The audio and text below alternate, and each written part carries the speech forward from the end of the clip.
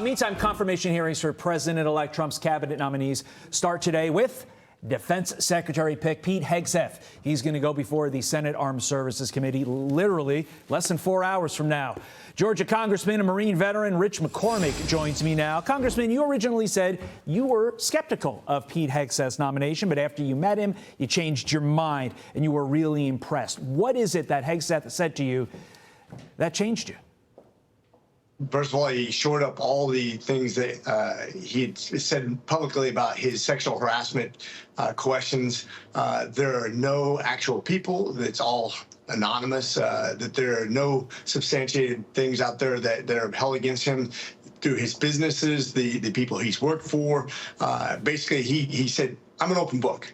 Ask my wife, ask my family, ask my businesses, ask anybody who I am, and I think you'll get the same answer. You look at his military career, what he stood for, realism over idealism, and just getting a job done. I took that very seriously as a military veteran myself of both the Marine Corps for 16 years and the Navy for another 4 years. We have to have the right people working for us, the right commanding officers, the right leadership, the right idea of how to close that kill chain and do our job effectively, and he's the right guy. Well, Schumer's got his Democrats loaded for bear today. They're coming out. They're expected to be in full-on attack mode. Just a quick preview. You got Blumenthal from Connecticut. Quote, he's probably the most unqualified nominee for a position in recent history. Schumer himself saying you want a position, candidate that's drama-free for this position. His background's deeply troubling. And then Tammy Duckworth out of Illinois says this man is not qualified to run an Applebee's, let alone the Department of Defense. Your response to those attacks, Congressman?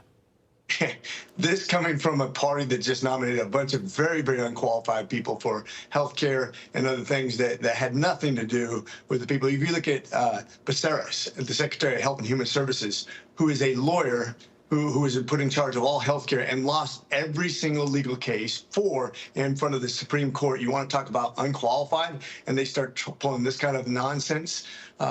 This guy knows his stuff. He's a military veteran. He's been there. He's done that. He understands what he doesn't know. And this is one of the things that really impressed me when I was talking to him about contracting and making ourselves more efficient and making ourselves more lethal. He understands even what he doesn't have specialty in, and he knows who to hire. He knows how to shore up what he thinks his weak spots are and how to learn on the job. And he's a very intelligent guy who I think will do a great job. So just quickly in sum, would you be excited to sign up and fight under Pete Hegseth?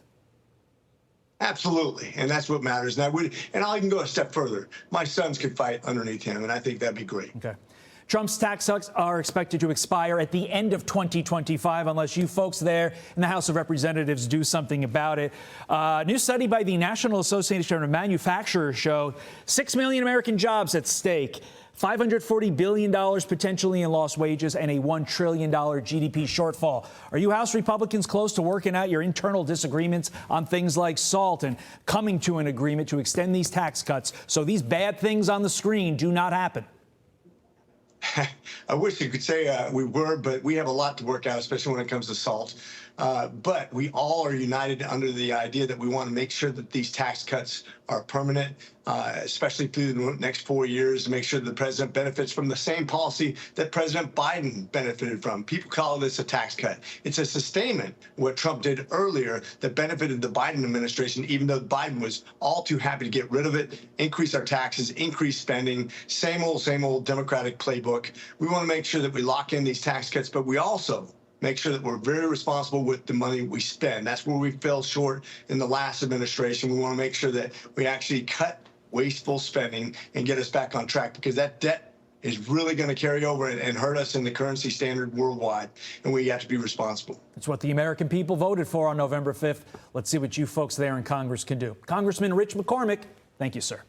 I'm Steve Ducey. I'm Brian Kilmeade. And I'm Ainsley Earhart. And click here to subscribe to the Fox News YouTube page to catch our hottest interviews and most compelling analysis.